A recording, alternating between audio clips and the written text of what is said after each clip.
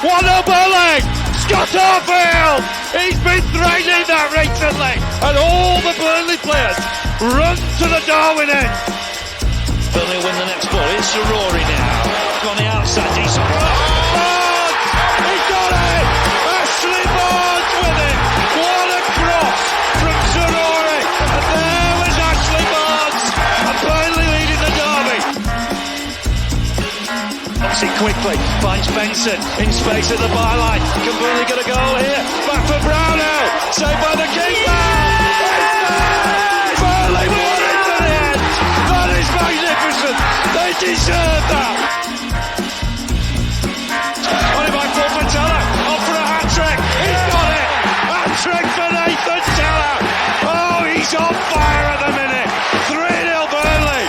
It's Nathan Teller's day. And Burnley are 3 up here. Fantastic derby. Here's Benson. Can he go on the outside? Comes inside. Have a shot. Oh, the goal. Manuel Benson once more. That is top class. Burnley have done it. Fantastic. Clarets deserve the championship title. They've been the best side throughout the campaign. Burnley have won the second tier. What a fantastic achievement. The players have been magnificent.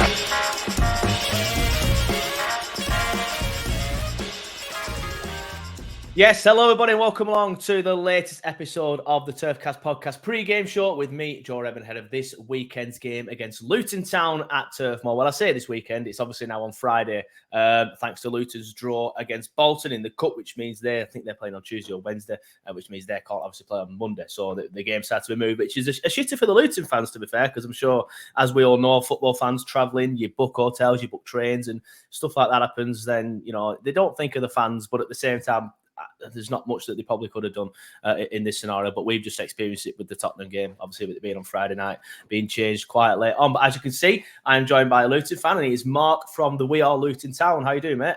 Yeah, all good, thanks. How are you? Yeah, really good, thank you. Looking forward to this one. It's obviously a big one. I think at the minute, bigger for us than it is for you. But we'll get into that in a second. Before we get started, I just want to speak to you all about our pre-game show sponsors, Green King Sport. With 2024 upon us, that means a packed schedule of FA Cup, AFCON, Asia Cup, and of course Premier League and EFL action. So why not beat the January Blues away and watch every single game with the atmosphere it deserves down at your local Green King Sports pub. Don't settle for a dodgy stream. If it's on the telly, it's on at your local Green King across their huge HD screens. And remember, if you download the Green King Sports app, you'll receive 10% off every single drink whenever there's a game on the TV. Their venues offer a range of low and no alcohol options too. So there's still plenty of options for anyone doing dry January. But Mark, let's get into it then. Luton Town doing well, I'd say. I think you're expecting expectations of pretty much everyone from outside Luton. But what were your expectations at the start of the season? Are you where you expected to be? Yeah, I think most Luton fans expected us to be competitive this season. That's really difficult. I mean, obviously we've not been in the Premier League since the 1990s, and we knew that it was going to be tough. I don't think anyone was under any illusions that we were going to be up against it this season. But I think we all thought we were going to be competitive. The way we play football, we thought would cause teams problems, and it's turned out that way. So, I pretty think every single pundit written us off before the start of the season. But I don't think Luton fans saw it that way. So yeah, we're about where we wanted to be. Yeah, fair enough. Just looking at the league table now, obviously you guys in 18th, 4 points above us. That's why I go back to the point of it being probably a bigger game for us than it is for you at the minute. I think if we lose, I just can't see us coming back from that, to be honest, because then maths is terrible, but we'll be 7 points off you guys, 5 points off Everton, 8 points off Brentford. And in that scenario, at this stage of the season, having only won 3 games, I think it would be damaging for us. So I was asked this week if it's a must win for Burnley. I think it's a must not lose, personally, rather than a must win. But if we get beat, like I said, that's why it's a must not lose. Then I just can't see us getting out of it. But obviously, a lot of talk about the game in Burnley, about it being massive for us, and how we need to win to not to pull you back in it, because obviously you're in the relegation zone, but to give ourselves a chance to get out of it. How are you guys seeing it? Yeah, similar. Definitely a must not lose. I agree with you. I think it's probably more important for you to win it than it is for us, although I think every Luton fan wants us to get the points, particularly as you lot won against us at home as well. I think, it's certainly a big game, but certainly a must not lose. Yeah, so you mentioned the game there, the one at Kenilworth Road. So I don't know, I went full Yorkshire then, Kenilworth Road. But obviously, interesting game that one, because I felt first half we were the better side, but only by a marginal amount. But probably, I think we were 1-0 at that time. I can't remember. I think we scored. I can't remember. But in the first half, we were, in my opinion, the better side. But then second half, you properly came at us, and I think under normal circumstances this season, we would have caved and lost that match, especially when you scored that goal. And I think we got not lucky because it was a great goal, but fortunate in the sense that we scored straight after and just knocked all the stuffing out of you from that goal. But a lot of Burnley fans came away from that thinking, actually, Luton, on the balance of play for the entire match, were probably the better side and at the very least deserved the draw. How did you guys feel how it went? Yeah, I can't believe I brought it up. I still got PTSD from that game. But yeah, same. You were the better team. We didn't really get started first half. I think we just come off the back of an away win at Everton. We're looking to back it up. We saw it as a winnable game. First half, we really didn't have the intensity that we used to at Kenilworth Road. That you scored, I think, just before half time, deservedly as well. I think Lyle Foster was getting in through our central defence time and again. I think that goal was coming. Second half, completely different. I think we were much more physical, much more intense. We started to play the way we know we can play, and we dominated the game. I think, and when Elijah Adebayo put the goal in with about 8 minutes to go, we really saw that as we've now got about 12-15 minutes to win this game, and then the goal afterwards, obviously a complete sucker punch. I think, we've lost games in the last minute and we've drawn games in the last minute against clubs like Liverpool and Arsenal. But I think for most of us, that result hurt probably the most of the season, just the needless nature of it from our point of view.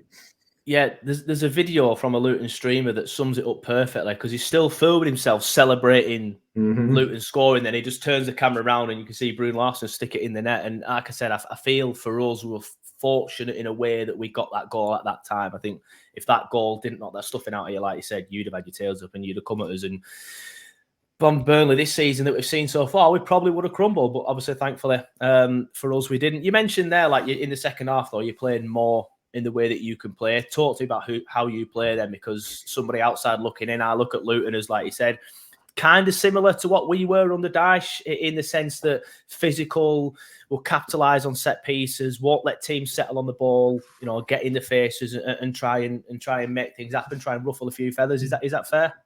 Yeah, we've definitely got that side of our game. I think we were direct last season in the Championship as well, but I think we've evolved our game a lot more since then coming forward. I'm sure we'll talk about players in a bit, but the likes of Lockyer and Barkley have changed the way we attack a bit more now.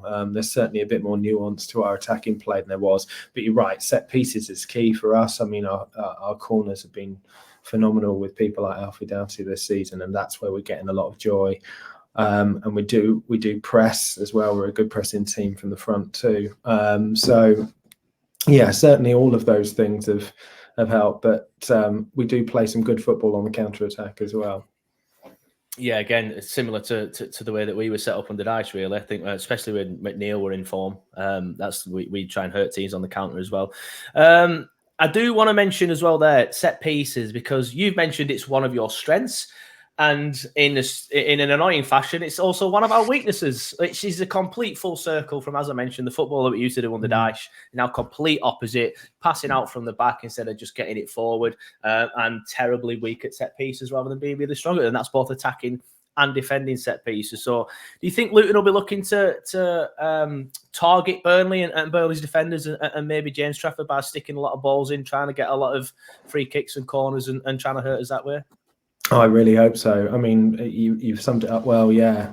I mean, set pieces, especially crosses in the box. I think if you look at the league in terms of stats, I think we have some of the highest percentage of crosses and successful crosses in the league, and set pieces as well. So that's certainly something that we'll be looking to do. I mean, from the games that I've seen of Burnley play, James Trafford looks like a great shot stopper, but not always that commanding in the box. I mean, you you tell me if I'm wrong on that one. But No, I you think summed him up perfectly, mate. I think every Burnley fan will just nod in there, to be honest. Right. Every Burnley Yeah. fan just nod. And if you look at our goal against Arsenal, the goal that levelled it up just after half time, Adebayo header, he just bullied David Raya and knocked it past him for that goal. Yeah. That's exactly the kind of play I think I imagine we'll be looking to go against Burnley. Exactly that. Yeah, I'll be honest, it is a worry for me. It is a worry for me. A lot of our goals, conceded goals, have been from crosses or corners. Everton, especially, who play in a similar style to you, will try and capitalise on set pieces. They absolutely battered us with set pieces and crosses. Arsenal did the same as well, and we're getting bullied by Arsenal. How you just mentioned a team that you went on to bully for these sort of scenarios. It doesn't particularly bode well. Our fullbacks are going to need to be on it as well if you're sticking crosses in, which is a worry because it looks like Charlie Taylor's going to be out. That's not official, by the way. It's just some comment I've had from somebody who seems to be quite well in the know that Charlie Taylor will be missing, and he's probably the best fullback that we have at the minute. Vitinho's hit and miss. It's a bit of a debate between Vitinho whether he's good enough or not. Some Burnley fans think he is, some Burnley fans think he ain't. I think he's been getting better every single week, but thought he was poor against Tottenham, whereas some other people thought he played well. But defensively, he can leave a lot to the imagination, and that's obviously where you're going to hopefully get some joy. And that brings us on to somebody who will be up against any fullbacks that we will be playing at the weekend. I'm not sure what we'll do at left back, but you would suspect that Vitinho will be at right back, unless, of course, Vitinho goes to the left in Charlie's absence, and maybe we'll bring in Connor Roberts. I'm not sure on that.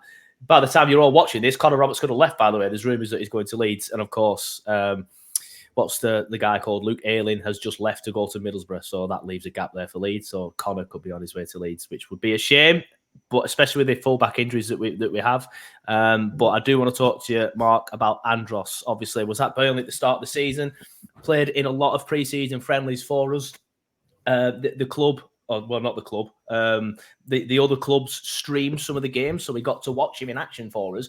And a lot of Burnley fans were really excited by this prospect of him joining Turf Moor. He looked really, really good. He looked comfortable on the ball. He got forward. And obviously, then there was an issue with his knee with Burnley. And Burnley was like, "Yeah, we're not fancying that. We're not fancying that issue with the knee." Obviously, you then took him on a pay-as-you-play contract, did very well, and I think now he's been offered a new deal, which lasts until next season. I think it is. 2 years is the rumour. 2 years, okay, fair enough. Well, he'll obviously be buzzing with that, especially if he has another flare-up with his knee, which is obviously exactly what he wanted. He's come in, proved himself, and fair enough. I was disappointed we let him go, but I could see it from our perspective. But then you've took the risk with the pay-as-you-play, and it's obviously paid off. Not that there's much risk there, I suppose, in a pay-as-you-play, because if he does have another flare-up, then you're obviously not paying him. But talk to me about Andros. What does he bring to your side, and what did Burnley miss out on? Yeah, experience is huge at this level. And I think for us, we've got a very inexperienced team when it comes to the Premier League. Him and Ross Barkley have been instrumental to our recent upturn in results. I think off the pitch as well as anything else, he's a real spokesperson for the club. He's always one of the first people to talk up the club as well. He's clearly an influence on the others. In play terms, I think he's just got better and better as he's got fitter, and he's playing now. He's starting every game. He's playing most minutes. He might come off with about 10 minutes to go. Precision, those crosses in. We've got a lot of players when they first came up, really excellent players, quick, agile, but that final ball was probably missing a little bit. And Andros brings that calmness in the final ball, which is obviously massive for us, relying on those crosses. So yeah, absolutely amazing, particularly in the last few games. And I don't know, but I imagine he might feel like he has a point to prove it on Friday as well. Yeah, probably. But I think the management wanted him, the fans wanted him. Yeah. So it's just a case of, look, I think the club, I think the official word was, well, not the official word because they didn't actually say it officially, but the stuff that I was told personally was that he actually failed the medical. The stuff with the knee, right. The club looked at it and they were like, well, that's a fail. But I think Luton probably looked at it and thought, he can still run, he can still play football. Yes, it's a risk. We'll offer pay-as-you-play. I think personally, maybe it was a little bit of inexperience from our board. I'm not going to say they didn't know pay-as-you-play contracts didn't exist, but obviously our board have only been in football for 2.5 years or something. So maybe they just didn't think of that and just thought, no, it's not a good business option. But just a pay-as-you-play for a season would have been perfect for us. And I do feel like we missed out by letting him go. Now, if I could choose one Luton player to fit into the Burnley side, it would be Ross Barkley. And that's going off what he's done this season, because I think someone actually asked me in the summer, like, would you take Barkley at Turf Moor? And I said no. But then obviously he's just been absolutely class for you this season. And watching him for you this season, getting the ball forward, battling in midfield as well, I think he would fit perfectly into our midfield at the minute. And he is another thing that you have that I think that we are missing out on. So talk to me about Ross Barkley. How good's he been for you this season? I mean, I'm not exaggerating, and I think most Luton fans will agree. I'm pushing 40. He is the best player in a Luton shirt I have ever seen. And that's not an exaggeration. Ross Barkley makes everything happen in this team, and as a deep line playmaker, he's so instrumental to that counter-attacking style as well. I think I've never watched a player where as soon as he gets the ball, I'm waiting for something magical to happen. I don't ever imagine he's going to lose it. I know he's going to look after it, and something invariably does. Some of the switches of play that he's pulled off against some of those teams. I mean, against Arsenal, he completely dominated Odegaard for the vast majority of that game. You barely saw him play. So he is absolutely instrumental in that midfield to the way that we play. I think the side of him that I wasn't aware of is his ability to play that defensive midfield role. I think most people would have probably seen Ross Barkley more further up the pitch as probably a number 10 or just behind, but he's done it. He's done it so well in that sort of double pivot that he plays with Lokonga, getting the ball back, reading the play. He's been absolutely instrumental. And you mentioned about Ross Barkley and what he was like previously. I think anyone would agree, but we've got a history of this with Luton. We take players that aren't fancied. If you take our left back, Alfie Doughty, who's getting a lot of attention now because of his ability in crossing of the ball, he was not getting a game for Stoke in the Championship. Barely got a look in. He was on loan for a bit. He barely got a look in. He was injured for a little while as well, and now he's arguably up there with one of the best crossers of the ball in the Premier League. So we do have a history of doing that at Luton as well. But no, over the moon with how he's playing, and it's just incredibly excited to have him while we do. Yeah, no, I never thought I'd hear somebody describe Ross Barkley as magical, but it's with the way he's been this season. I can't criticise that description. Like I said, I would have him at Burnley from what I've seen of him this season.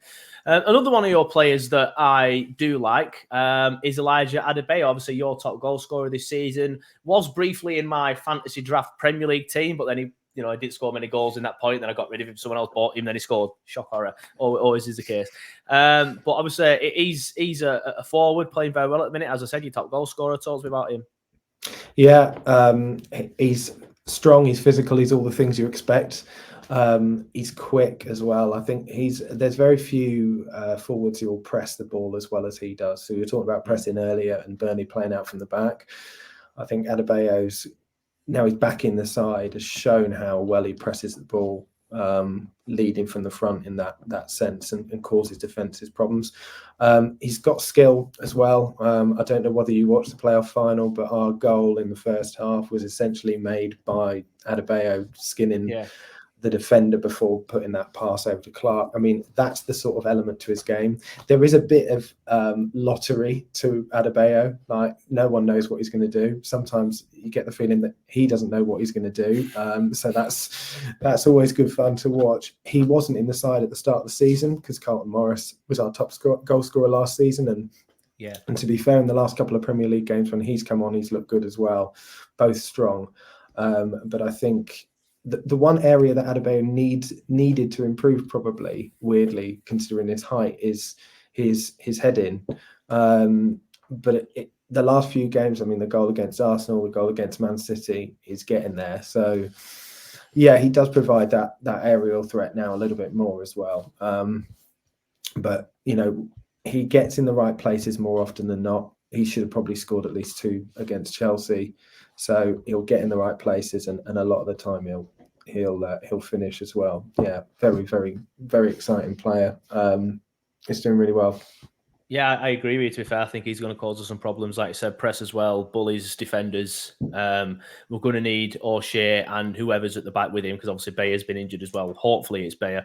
Having said that, Delcourt played really well against Spurs. So whoever's playing at the back, we're going to need them to be strong against him, because he's obviously a very, very good forward and press as well. So we need to make sure that the balls are good into midfield. So hopefully beat that press, and then we can counter ourselves from there. I do want to talk to you about Tom Lockyer as well. Obviously, had the incident against Bournemouth, followed on from an incident in the playoff final. Obviously, you've just mentioned that match. I was watching the playoff final.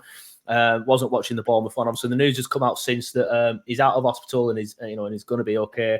Obviously, I presume I presume the overriding emotion for you guys is good news. Obviously, he is okay, and he's going to be all right. But obviously, he's going to be a big miss, isn't he, for the rest of the season? I think he was your captain, wasn't he? Well, still is. He is. Captain. He's the club captain. Yeah, that's right. Yeah, of course. And obviously, it's been a really tough. It was a really tough time at Bournemouth away. I wasn't at the game, but I wasn't at the game. I was obviously at the playoff final when it happened as well, but I think it was slightly different. Nobody was really aware of what had happened, and obviously the game played on, so it's slightly different. It was a different issue anyway, so it's cardiac arrest at Bournemouth. In terms of our loss, absolutely, he's a leader on and off the pitch. It makes a big difference. We're very lucky, actually, that we've got some defenders that have really stepped up in people like Ted Mengi and Gabe Osho have really stepped up and started to show their class. But yeah, I mean, he is a huge miss. Obviously, I'm not going to speculate at all on what's going to happen with him, because we don't know. No one's going to know until he makes that decision between himself, the club, and obviously specialists. But I'd like to think that regardless of what happens, he has some affiliation still with the club. He's still around and about and has that influence, because he is a leader, and we will miss him. Yeah, like I said though, at least he's better. At least he's okay. At least he's out of hospital. Do you think it galvanised you though? Because obviously the Bournemouth game was abandoned, and you were actually winning at one point in that match. Bournemouth had just equalised, obviously, and then the game was abandoned. But then after that, you went on to win two big games as well. A good win at home to Newcastle and a massive 3 points away to Sheffield United. Just ask any Burnley fan about going to Sheffield United. We know how difficult that is after last season. Before obviously losing last time out against Chelsea, even though he did have a decent comeback. But do you think for them two games it did galvanise you? Yeah, I think it's the squad. I mean, our squad is so together. I think that and such a good mentality in the squad. Yeah, it definitely did. And you could see in the emotion after the Newcastle game, particularly the impact, especially the celebrations as well. Yeah, no, absolutely. Locks is obviously a massive part of that dressing room, so it would have been emotional. I think it is fantastic to see how well they've responded from it. Obviously, it must have been really difficult for the players in that game to be able to come through, and obviously the lack of preparation as a result for Newcastle just shows that a lot of that would have been in the kind of psychology of doing it for him, and probably to an extent the Sheffield United game as well. And hopefully as we move on through the season, I just the more and more we realise the situation, that I cannot understand how they managed to do what they did in the playoff final. And it's hard enough going back a week later how they got on the pitch and won that game is beyond me. I know it's separate, but just that is the mentality of that group though. And of course that comes from Rob Edwards as well as the players. But yeah, no, it is a good run. I would say though, before the incident with Lockyer, we were in good form. As you said, we took the lead against Bournemouth deservedly. We were really on top in that game. Second half, different story. We stepped off them and they deserved their equaliser. But, we had been in good form, particularly at home. We ran Arsenal and Man City very close. We got a draw against Liverpool that could have easily been a win. So, the form's been there. And I think it's just getting those results over the line that we found difficult. So probably a bit of both. Yeah, fair enough. Speaking of players missing, obviously it's AFCON and the Asia Cup now. Burnley won't have anybody missing. Lyle Foster should have been playing for South Africa, but obviously with his mental health issues recently, he's currently on the comeback. And the doctors and the specialists have recommended that he doesn't fly out to AFCON, which obviously for us is good. We're happy that he's our best player, I think, for me, or at least he's up there. I don't think many Burnley fans would have him outside the top three. Great finisher, as you saw at Kenilworth Road, but when he goes through on goal, you can put your mortgage on it. He's scoring. But are you guys going to have anybody missing over this next month? Yeah, just the one. So we've got our right back, Issa Kabore, who's on loan from Man City. So he's off with Burkina Faso now. We don't have a huge amount of cover in that area, although Chio Ogbene, who is Irish international, plays right back occasionally. He's more of a winger. I guess similar situation to your fullback as well, is that he's a bit more of a winger that we push back to fullback. So that's probably like, it could be that, or Alfie Doughty can switch from left back to right back, and then we bring someone like Ryan Giles in, who was at Middlesbrough last year. So that's difficult. I mean, Iskabore just started to pick up some form and then got injured. He's just come back from injury. So he will be a miss, but that's the one that we'll be missing for this game and the next month or so. Yeah, fair enough. Does Ross Barker not have any like Nigerian grandparents or anything that you can ship him off? Not. No, Afraid that's not. a shame, isn't it? Although against Bolton, he did limp off at half time, and I think collectively the entire Luton fan base nearly had a heart attack based on that. So that wasn't great, but he came back luckily, and looks great. But no, hopefully Ross Barkley starts. Well, speaking of limping off at half-time, don't worry, because Charlie Taylor limped off, I think, before half-time against Spurs. And like I said, I've been told he won't be playing this weekend. That's nothing official. We'll see. And Lyle Taylor also limped off at half-time. And we had a winger up front in Jacob Brun-Larsen, and we offered absolutely nothing. Despite having two strikers available on the bench, I believe. Well, Jay was on the bench and all that much. We decided to put a winger up front. And funnily enough, it didn't work. Who would have thought? So, fingers crossed for Vincent's press conference, which is usually on Thursdays. I'm not sure if he's going to do it earlier this week with the game being on Friday. So we'll see what he says on that. And obviously, I will update everyone accordingly if you're listening to this before the news. Obviously, getting into the game then very quickly. How are you expecting you guys to set up, and any sort of like team selection things that you think will be happening? Yeah, I mean, the regular setup for us is a sort of a five at the back, two double pivot, then a three. So with the two wide players just behind Elijah at the front. And so that's probably the most likely. Our fullbacks will look to get forward, but so generally that kind of three at the back, I would imagine, will be playing. We've experimented with a four at the back on occasion. So towards the end of the game against Chelsea, but we were 3-0 down, so we were pushing people up. And in the first 20 minutes against Spurs, we did as well. And they could have easily put about 3 or 4 past us in that time. And I think since then, we've kept it to 5. So that's what the usual look is. Then we sort of, like I said, we have Lokonga a little bit deeper, Barkley as that sort of almost a double pivot role.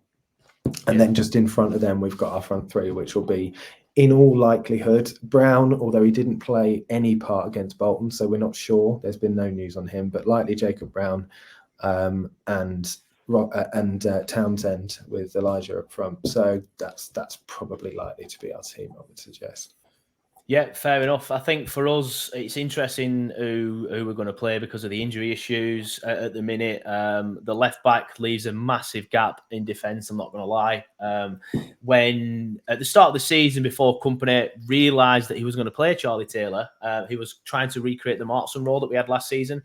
And he knew that Charlie wasn't the man for that. So he kept trying different players at left back and it didn't work. And that's part of the reason why we were so bad at the start of the season until Charlie came in. So hopefully Company has figured out what to do, because I'm just thinking now, and I wouldn't play Delcourt there again because he got battered at the start of the season in left back, and he's better at centre back than he's at left back.